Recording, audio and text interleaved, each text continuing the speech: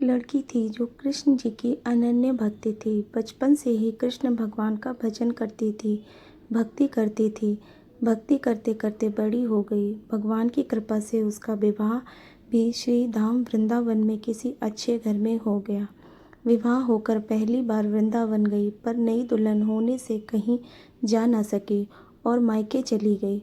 और वह दिन भी आया, उसका पति उसे लेने उसके मायके आया। अपने पति के साथ फिर वृंदावन पहुंच गई। पहुंचते पहुंचते उसे शाम हो गई। पति वृंदावन में यमुना किनारे रुककर कहने लगा, देखो शाम का समय है, मैं यमुना जी में स्नान करके अभी आता हूँ। तुम इस पेड़ के नीचे बैठ जाओ और सामान की देखरेख करना। मैं थोड़े ही समय में आ जाऊँगा, यहीं सामने ही हूँ। कुछ लगे तो मुझे आवाज़ दे देना। इतना कहकर पति चला गया और वह लड़की बैठ गई। अब एक हाथ लंबा घूंघट निकाल रखा है, क्योंकि गांव है, ससुराल है, और वहीं बैठ गई। मन ही मन विचार करने लगी कि देखो ठाकुर जी की कितनी कृपा है। मैंने उन्हें बचपन से भजा और उनकी कृपा से मेरा विवाह भी श्री धाम वृंदावन में हो गया। मैं इतने वर्षों से ठाकुर जी को मानती हूँ, परंतु अब तक उनसे कोई रिश्ता नहीं जोड़ा। फिर सोचती हूँ ठाकुर जी की उम्र क्या होगी, लगभग 16 वर्ष के होंगे। मेरे पति 20 वर्ष के हैं, उनसे थोड़े से छोटे छोटे हैं, इसलिए मेरे पति के छोटे भाई की तरह हुए और मेरे देवर की तरह।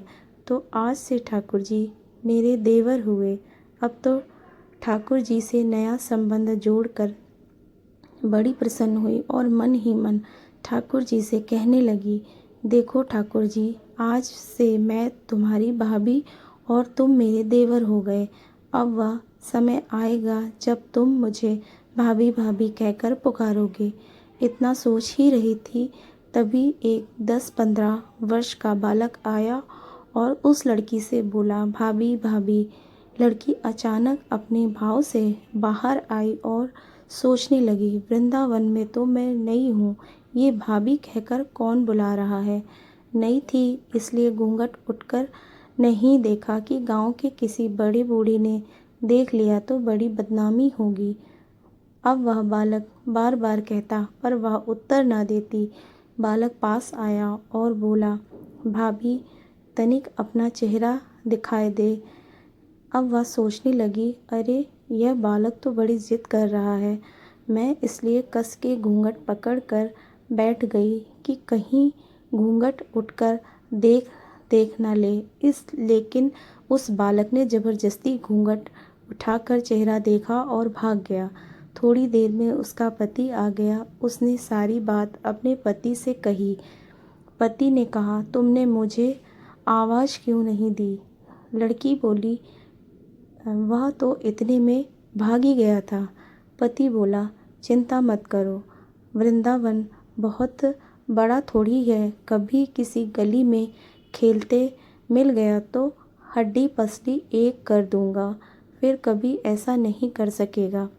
तुम्हें जहाँ भी दिखे मुझे ज़रूर बताना। फिर दोनों घर गए। कुछ दिन बाद उसकी सास ने अपने बेटे से कहा, बेटा देख तेरा विवाह हो गया, बहू मायके से भी आ गई, पर तुम दोनों अभी तक बांके बिहारी जी के दर्शन के लिए नहीं गए। कल जाकर बहू को दर्शन करवा लाना। अब अगले दिन दोनों पति पत्नी ठाकुर जी के दर्शन के लिए मंदिर जाते हैं। मंदिर में बहुत भीड़ थी। लड़का कहने लगा, देखो तुम स्त्रियों के साथ आगे जाकर दर्शन करो, मैं भी आता हूँ। अब वह आगे गई पर घूंघट नहीं उठाती। उसे डर लगता, कोई बड़ा बूढ़ा देखेगा तो कहेगा, नई बहू घूंघट के बिना घूम रही है। बहुत देर हो गई। पीछे से पति आकर कहा, अरे बावली, बिहारी जी सामने हैं, घूंघट काहे नहीं खोले। घूंघट ना खोलेगी तो दर्शन कैसे करेगी। अब वह अपना घूंघट उठाया और जो बांके बिहारी जी के ओर देखा तो बांके बिहारी जी की जगह वह बालक मुस्कुराता हुआ दिखा तो एकदम से चिल्लाने लगी, सुनिए, जल्दी आओ, जल्दी आओ। पति पीछे से भागा भागा आया, बोला, क्या हुआ? लड़की बोली, उस दिन जो मुझे भाभी भाभी कहकर भागा था, वह बालक मिल गया। पति ने कहा, कहाँ है? अभी उसे देखता हूँ। तो ठाकुर जी की ओर इशारा करके बोली, ये रहा, आपके सामने ही तो है। उसके पति ने जो देखा तो अवाक रह गया और बोला, तुम धन्य हो। वास्तव में तुम्हारे हृदय में सच्चा भाव ठाकुर जी के प्रति है। मैं इतने वर्षों से वृंदावन में हूँ, मुझे आज तक उनके दर्शन नहीं हुए, और तेरा भाव इतना उच्च है कि बिहारी जी के तुझे दर्शन हुए।